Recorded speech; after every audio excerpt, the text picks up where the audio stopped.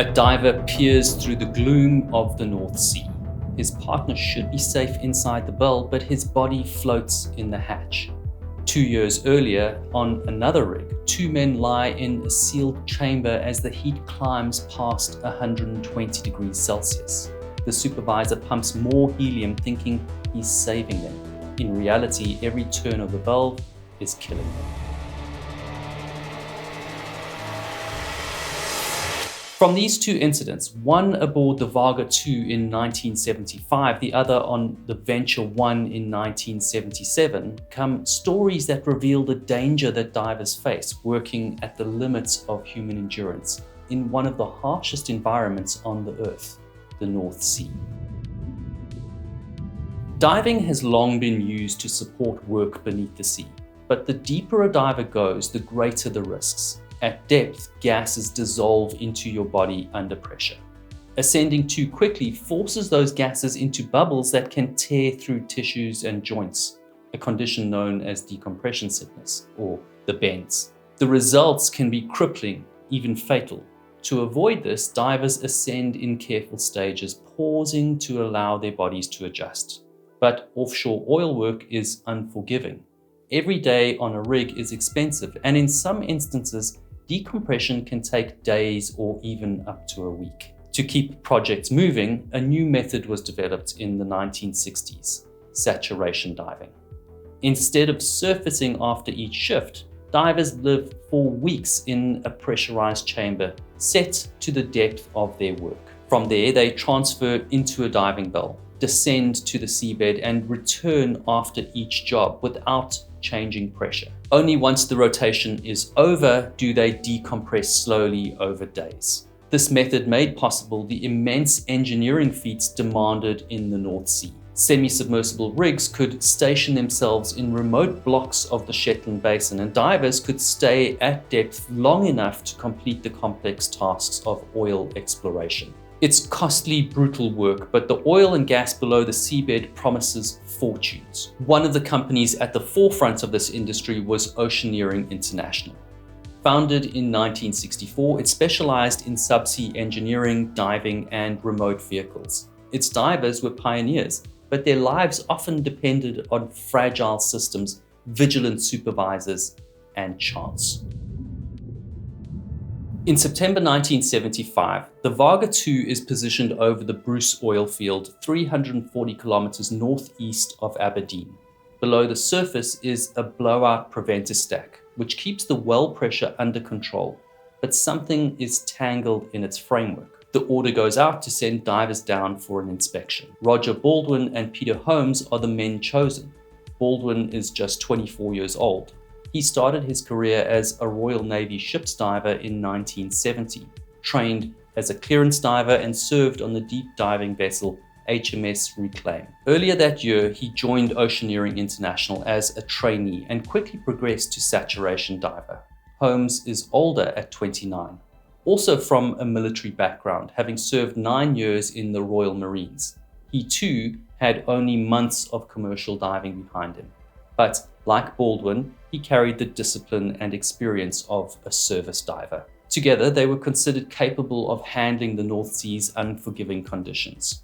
On September 9th at 14:10, Baldwin and Holmes climb into the diving bell. At 14:25, it settles on the seabed at 103 meters. The divers exit the bell and find a rope wrapped tightly around the blowout preventer's joint. They cut the line away and return to the bell. The operation seems successful, but a second dive is ordered later that evening. At 19:10, the bell descends again, this time to 96 meters, then deeper to 112 meters. They cut away more tangled lines before being recalled. They seal the bell hatch, it's pressurized and hoisted back to the surface. At 21:05, it arrives at the waterline, ready to transfer the divers under pressure back into the living chambers. The transfer, known as TUP, requires careful alignment of valves, hatches, and gauges. The men are exhausted but safe. Then a flange leaks. It's cleaned, resealed, and the bell finally connects. The divers move into the entrance lock. The topside support crew see the pressure falling in the chamber. The divers are told to shift into chamber 1. They close the hatch behind them. For Baldwin and Holmes, this is supposed to be routine, a return to the pressurized quarters where they rest before their next shift.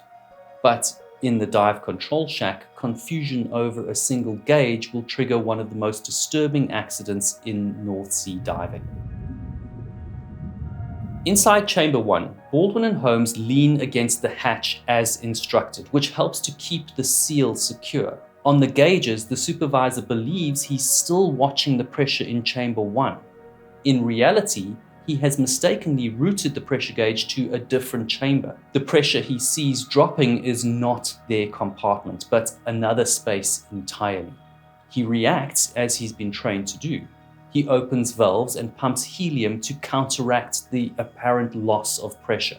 To him, it looks like the men are in danger of decompression. In fact, the opposite is happening. Chamber 1, where Baldwin and Holmes now sit, is sealed tight.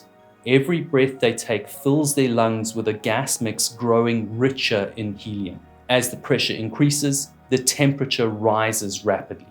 The compartment shifts from the heavy humidity of normal sat diving to the unbearable heat of an oven. Within minutes, it soars from 32 degrees Celsius to nearly 50. The men strip mattresses from their bunks and lie on bare steel, desperate to cool their bodies against the metal. They try to force the hatch open, wrenching at equalization valves, but the pressure differential is too great. The air they're breathing contains only 3.6% oxygen, 3.2% nitrogen, and traces of carbon dioxide. The rest is helium. Their bodies are being compressed at a rate no diver can withstand, the equivalent of plunging from 94 meters to 200 meters in just a few minutes. Above them in the control shack, the supervisor still believes he's saving them. He hears their complaints about the heat, but misreads them as signs of the leak he thinks he's fighting. He continues to pump gas. By then, the fate of Baldwin and Holmes is already sealed. Hours pass with no clarity. Inside the sealed chamber, Baldwin and Holmes succumb to hypothermia. Their bodies, pushed beyond endurance, fall silent. Outside the chamber, the team realize what's happened, but it's too late. The error with the gauges becomes apparent. The horror of the mistake spreads quickly through the rig. At 21:35, the offshore crew contacts the onshore supervisors to report a major incident. A rescue plan begins to take shape, but there's little hope. At 0100, another diver is readied and sent into the system. Blowdown begins, equalizing pressure so he can enter the chamber. By 0115, he reaches the compartment that holds Baldwin and Holmes. He finds their still bodies inside, stiff from the heat and pressure. He checks for pulses, then tries to administer mouth-to-mouth resuscitation, but it's no use. The rescue diver exits the chamber to wait in another pressure chamber. Helicopters begin to arrive at the rig. At 0225, a medical officer lands from Aberdeen, joined by representatives from Oceaneering International. Decompression for the rescue diver starts at 0250. 12 hours later, at 14:03 later that day, more personnel arrive, including a photographer and officers from Grampian Police. At 19:27, a helicopter takes off from the Waage 2, carrying the bodies of Roger Baldwin and Peter Holmes back to shore. The aftermath of the Waage 2 disaster sent shockwaves through the industry. Investigations launched immediately involving Oceaneering International, government authorities, and independent specialists. They examined the gas supplies, tested samples, and confirmed the helium was pure and within specification. They studied the diving system itself and quickly identified its greatest weakness: too much manual intervention. The dive control panel was crowded, complex, and vulnerable to human error.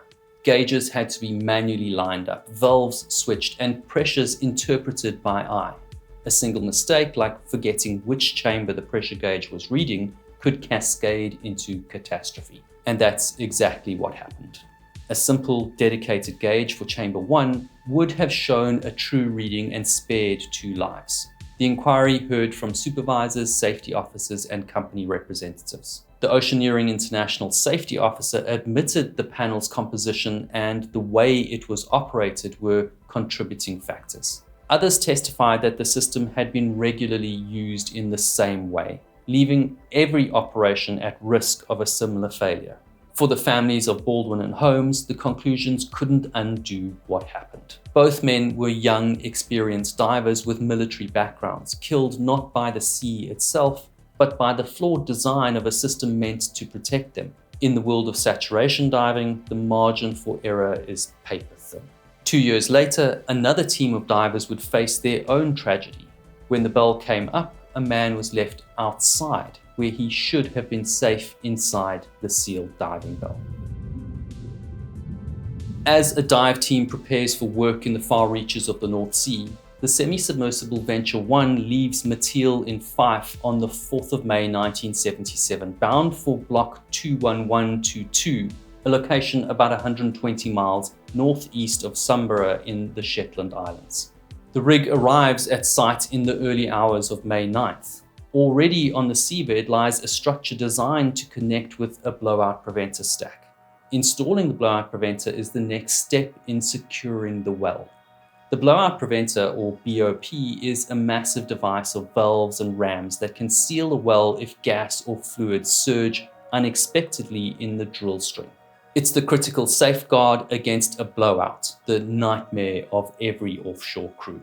The BOP stack has 4 guideposts and a supporting framework waiting for divers to complete the lowering operation. Among the dive team are 2 men, Craig Michael Hoffman, 22, an American from Delaware, and David Wayne Hammond, 30, from Monarchy near Dundee in Scotland. Hoffman's been working in the United States on construction and civil engineering diving jobs before moving to the North Sea. Even though he's considered competent, he's still young and learning.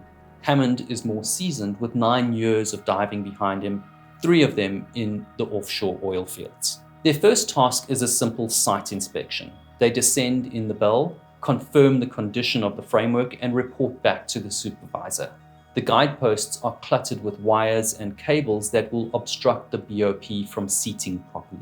The solution is to send divers out to clear them. Hoffman and Hammond are given hacksaw blades to cut the wires, each nearly 3/8 of an inch thick. It's difficult and exhausting work for anyone on land, and when you add the ocean pressure and effects of saturation to the divers' bodies, it's crippling work. But it's necessary for the installation to go ahead. 4 days later, on the morning of the 10th of May, divers Craig Hoffman and David Hammond are deployed from the diving bell to cut the wires obstructing the blowout preventer frame. 22-year-old Hoffman is the first to descend through the bell's trunking, which is the tunnel down into the cold water. He works for only 35 minutes before returning to the bell. Hammond then exits the bell to continue the task. Shortly afterwards, communication between the bell and surface becomes intermittent and even lost for a period. Hammond is recalled to the bell, and when he tries to climb back inside, he finds Hoffman wedged head down in the bell's trunking. Hammond tries to shake him awake, but Hoffman doesn't respond. Hoffman's position makes it impossible for Hammond to climb into the bell. He removes his fins and tries to squeeze past, but the confined space with Hoffman's body obstructing the trunking leaves no room to maneuver. Hammond is told to pull Hoffman down into the water and secure him outside the bell. He lashes the body to the metal frame underwater and climbs up into the bell. He confirms with the top side that the hatch is closed. Once sealed, the bell is raised slowly to the surface. Investigators later reviewed the equipment, gas samples, and absorbent scrubber materials used during the dive. All tested within safe parameters, and no failures were identified in the bell's systems. Medical records showed Hoffman had been cleared as fit to dive in 1976, but his certificate had lapsed at the time of the dive. The post-mortem examination concluded that Hoffman drowned after fainting and falling headfirst into the open trunking without his mask. The cause of unconsciousness was given as syncope, just suddenly fainting, with no signs of illness, injury, or environmental hazards contributing. The inquiry determined that the death was the result of human accident rather than technical or supervisor error. 2 accidents, 3 lives lost. On Vaga 2, a single misread dial turned a safeguard into a death trap. On Venture 1, fainting in the wrong place ended a career that was just beginning.